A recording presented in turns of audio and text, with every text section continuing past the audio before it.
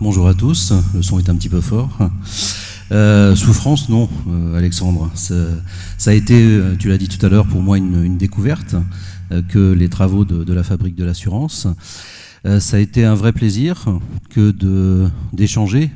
Le regret, c'est que c'était à distance, avec bon nombre de collègues avec lesquels je travaille tout au long de l'année en tant que président de la commission assurance, dommages et responsabilités de la fédération, mais généralement sur des sujets plus techniques, sur des sujets plus court terme, et moins sur des sujets en adhérence avec la société, avec les impacts que l'assurance, les impacts positifs pour nous, que l'assurance peut amener à la société. Et ça a été encore une fois un vrai plaisir que de partager, de prendre ce temps de réflexion, un peu de hauteur de vue, pour se poser la question de ce qu'est l'État et comment améliorer cet état de confiance dans l'assurance.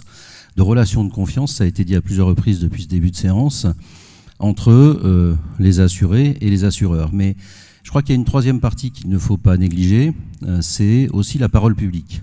Elle est aussi importante pour donner de la confiance dans l'assurance et pour expliquer, pour permettre de mieux comprendre certaines situations.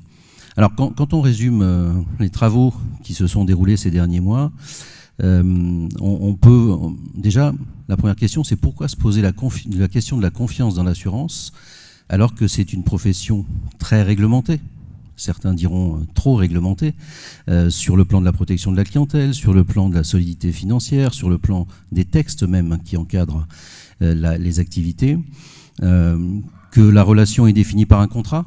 Donc autant d'éléments qui devraient être des éléments de rassurance et donc de confiance a priori vis-à-vis de ces acteurs économiques que sont les assureurs. Or, les derniers mois que nous venons de vivre ont montré que tel n'était pas le cas et qu'il y avait à l'inverse une défiance qui s'était renforcée vis-à-vis de la profession de l'assurance et qui tient sans doute son origine dans une méconnaissance de ce qu'est l'assurance, de ce qu'apporte l'assurance, de la façon dont fonctionne l'assurance. Donc dans ces travaux, pour vous en restituer rapidement le contenu, je retiendrai 5 leviers d'amélioration possibles pour recréer, faire progresser le niveau de confiance dans l'assurance et de confiance entre, encore une fois, les assurés et les assureurs. Et ces 5 leviers, j'insiste, ils doivent être pris en main, portés communément par les 3 parties prenantes, les assurés, les assureurs et le politique ou la parole publique. Le premier levier, c'est celui de l'éducation. On s'est aperçu dans la crise que nous venons de traverser que beaucoup de critiques qui étaient adressées aux assureurs tenaient à une méconnaissance, une incompréhension de la façon dont fonctionne l'assurance. Et la façon dont fonctionne l'assurance, bien entendu tout le monde le sait, c'est je me protège en espérant bien qu'il ne m'arrivera pas la situation pour laquelle je me protège. Donc il y a une notion d'aléa qui est importante, mais le fondement même du fonctionnement de l'assurance, c'est la mutualisation des risques. C'est le fait qu'on se rassemble pour subvenir aux besoins de ceux qui ont la malchance de connaître la situation qu'ils craignaient voir se réaliser, le risque qu'ils craignaient de voir se réaliser. Et cette notion de mutualisation, elle est importante puisque elle est la seule possibilité pour que, en échange d'une cotisation que l'on cherche à porter la plus faible possible, des risques importants puissent être couverts. Mais cette mutualisation, elle ne peut pas exister dans certaines situations. Elle peut exister quand vous assurez un très grand nombre de personnes pour le risque automobile et que vous avez statistiquement une part seulement de ceux-là qui connaîtront chaque année un accident automobile. Dans la crise sanitaire que nous avons connue, et particulièrement le point d'orgue de la critique qui a été adressée aux assureurs sur le plan d'indemnisation a été celui des pertes d'exploitation, nous nous sommes trouvés confrontés à une situation non anticipée, non prévue, où non pas une partie des acteurs économiques étaient touchés, mais la totalité, en tous les cas dans certains secteurs d'activité, étaient touchés par l'impossibilité d'exercer leur métier. Donc il est clair que dans ce contexte-là, la mécanique de la seule intervention de l'assurance privée ne peut pas être la réponse. Et d'ailleurs, c'est ce qui a généré les discussions avec les pouvoirs publics pour imaginer d'autres dispositifs. Donc, cette notion de compréhension, elle renvoie à ce premier levier qui est celui de l'éducation. Je pense qu'il y a un travail à faire sur l'éducation tout au long du parcours d'un individu, sur un certain nombre de mécanismes économiques. On sait qu'en France, nous ne sommes sans doute pas les meilleurs dans ce domaine-là, et des points d'ancrage qui permettent de comprendre ce qu'est l'assurance, la façon dont elle fonctionne, mais aussi ses limites.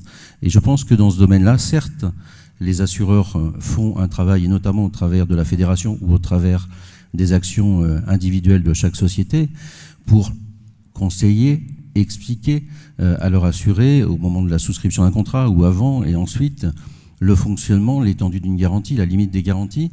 Mais ça ne sera jamais suffisant par rapport à des crises comme celle que nous venons de connaître, et il y a forcément une action, un progrès, un investissement à faire sur l'éducation, et là c'est plutôt vers les pouvoirs publics que nous nous tournons pour dire qu'il peut y avoir des exercices de simulation, par exemple, qui peuvent exister et qui font monter en compétence la connaissance de ce qu'est l'assurance et de ses limites.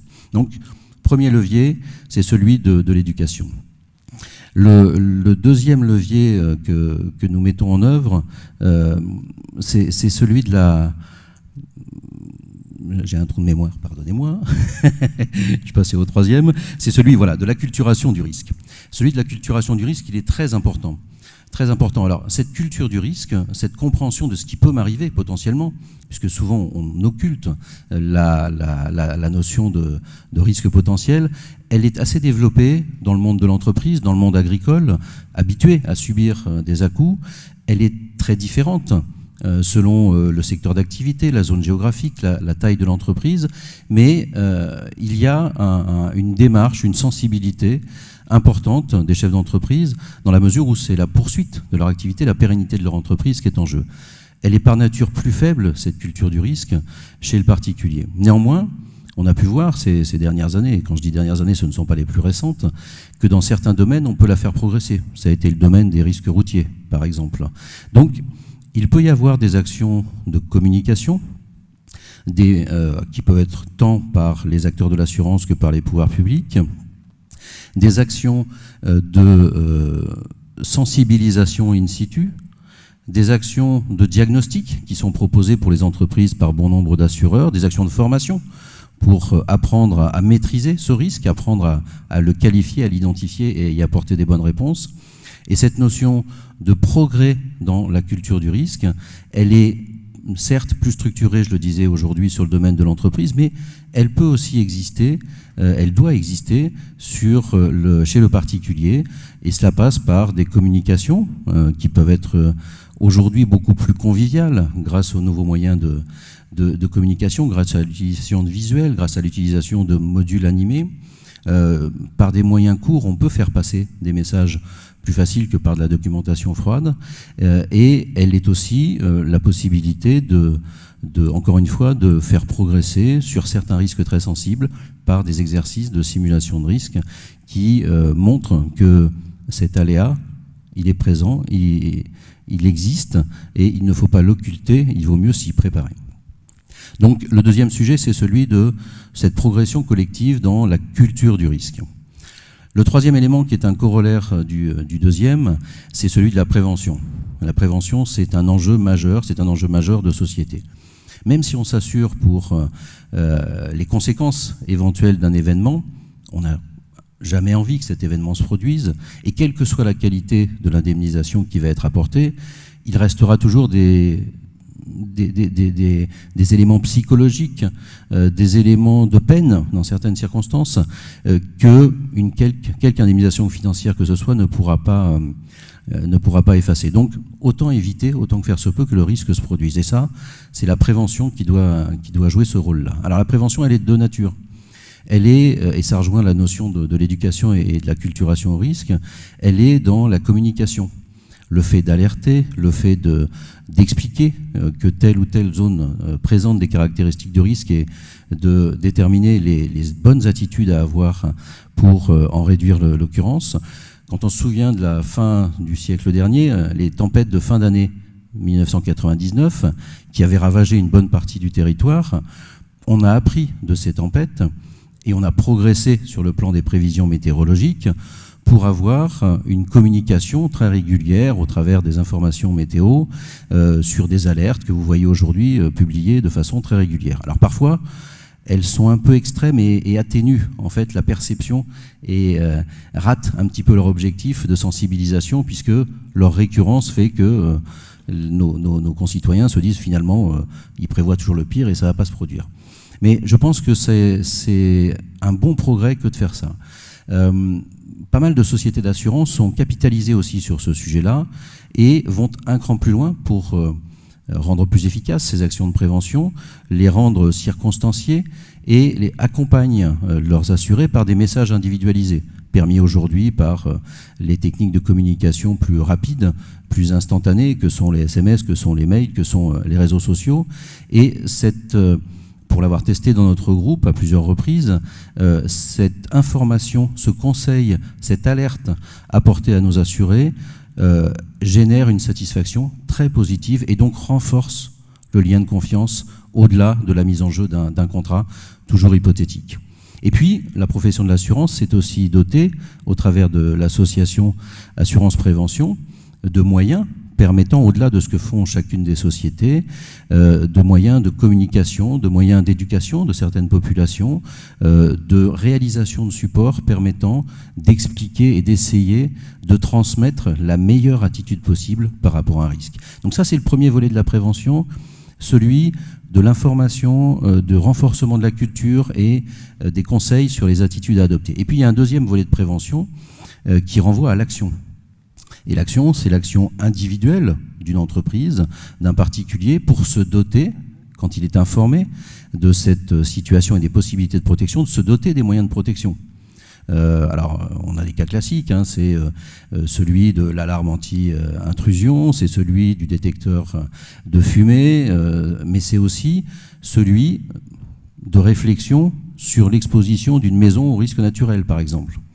Il y a des moyens de limiter les risques d'inondation, l'intrusion d'inondation, c'est d'actualité ces jours-ci, et ça ne marche pas dans toutes les situations, bien entendu, mais il y a des moyens techniques, physiques, de limiter les impacts. Il y a dans l'acte de construction des moyens de positionner par exemple les prises électriques qui font que, en cas de risque d'inondation qui est avéré, les dommages sont moins importants.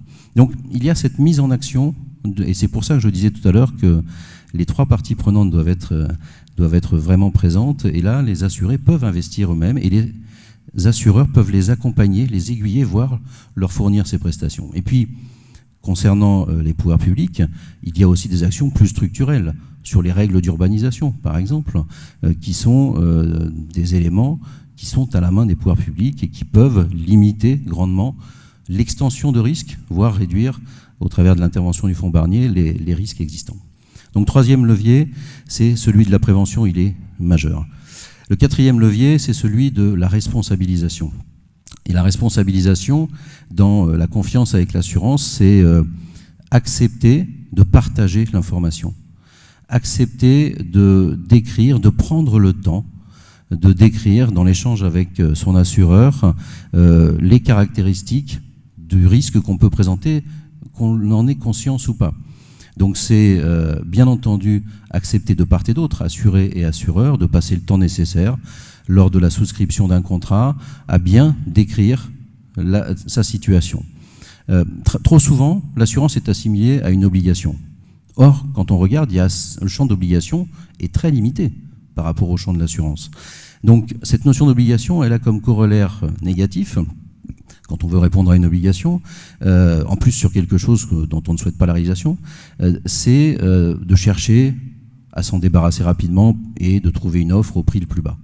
Or, cette démarche-là, elle est assurément, sans mauvais jeu de mots, génératrice de défiance, puisque lorsque le risque va se produire, lorsque un sinistre va intervenir, il y aura un écart manifeste entre ce qui a été souscrit dans la recherche du prix le plus bas et puis la réponse attendue à juste titre par l'assuré. Donc, il y a une double responsabilité dans ce domaine-là, celle de l'assuré d'accepter de prendre le temps d'écouter, de bien réfléchir aux risques qui sont les siens, ce qui renvoie à la notion d'éducation et de culture de risque, et de l'assureur, c'est d'apporter le bon conseil, d'expliquer aussi les limites de son intervention, d'expliquer comment, un peu le mode d'emploi d'une intervention d'assurance et de donner des points d'ancrage qui permettent, là encore, d'alimenter la confiance avec l'assuré. Mais ça, c'est vrai au niveau d'une souscription initiale, mais c'est vrai tout au long de la vie d'un contrat. Tout à l'heure, Jean-Louis Bancel faisait référence à la notion de données. Cette notion de données, c'est toujours un enjeu très important et plus important chaque jour, mais aujourd'hui, nous avons la possibilité de partager ces données de façon sécurisée, de façon beaucoup plus importante qu'hier. C'est par les espaces clientèles digitaux qui permettent à l'assuré de prendre la main, de porter la connaissance, voire d'adapter son contrat lui-même quand c'est nécessaire. Mais c'est aussi l'émergence de tous les objets connectés qui peuvent permettre de donner une information jouant à la fois sur la prévention, à la fois sur l'analyse d'une situation de risque qui peut évoluer. Et c'est la responsabilité ensuite de l'assureur de donner confiance sur ce qu'il fera de ces données et la bonne utilisation de ces données pour apporter le bon conseil. Le dernier élément de nos travaux, le 5e levier, c'est celui de la confirmation de l'engagement et de la confiance qu'on peut placer dans l'assureur par la preuve de l'action au quotidien. La meilleure réponse, c'est bien entendu dans la qualité de contact. Tout à l'heure, Jean-Louis Bancel parlait d'humanisation de la relation. Ça, c'est crucial. Prendre le temps et ne jamais considérer que pour un assuré, un sinistre est anodin. Ça n'est jamais anodin, quelle qu'en soit l'importance. Ça vient perturber sa vie. Même si c'est pour un enjeu financier qui semble mineur, il faut faire preuve d'empathie, il faut être au contact, il faut être disponible, il faut accompagner l'assuré.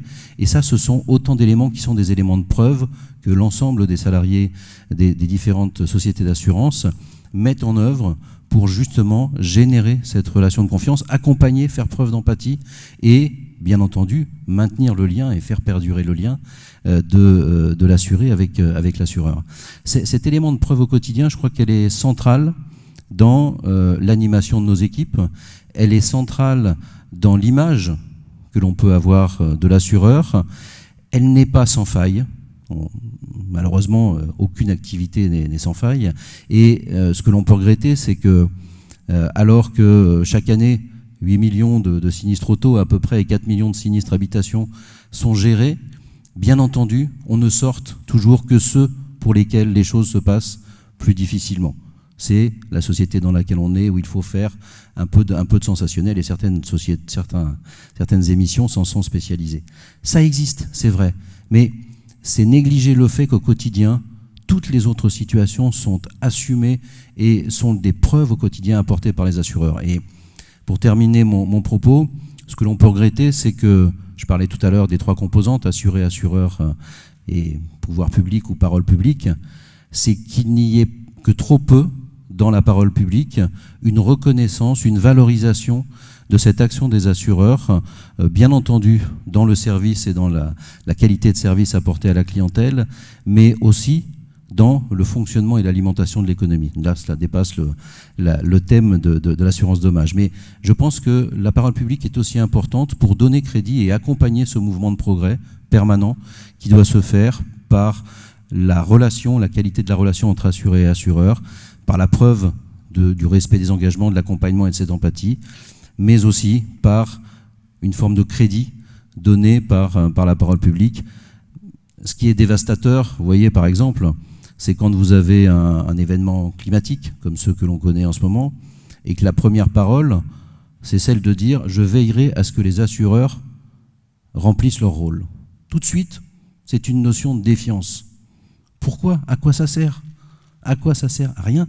Ça met tout le monde dans une situation de méfiance vis-à-vis de l'assurance. Alors que valoriser les dispositifs qui sont mis en œuvre et mettre en œuvre, bien entendu, une vigilance sur les situations qui vont le moins bien, ça se fait à chaque fois. Mais ça n'est jamais reconnu. La première parole, elle est celle de « je mets la pression sur » pour être sûr qu'ils assument leurs engagements. C'est un progrès que j'appelle de mes vœux sur l'amélioration de la confiance. Voilà pour la restitution de ces travaux.